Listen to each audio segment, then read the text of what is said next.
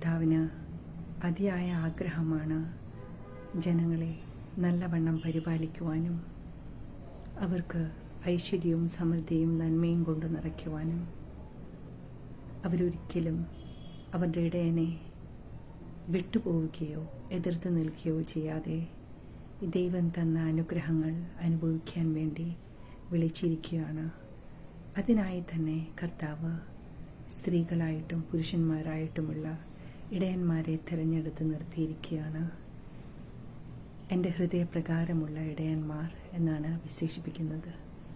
കർത്താവ് സ്നേഹിക്കുന്നത് പോലെ സ്നേഹിക്കുവാനും വെറുക്കുന്നത് പോലെ വെറുക്കുവാനും അവൻ്റെ ഒത്തമുള്ളൊരു ജീവിതം നയിച്ച് മറ്റുള്ളവർക്ക് മാതൃകയായി തീരുവാനും അവരെ എല്ലാവരെയും ഐശ്വര്യമായി നടത്തുവാനും വേണ്ടിയാണത്. Stay blessed.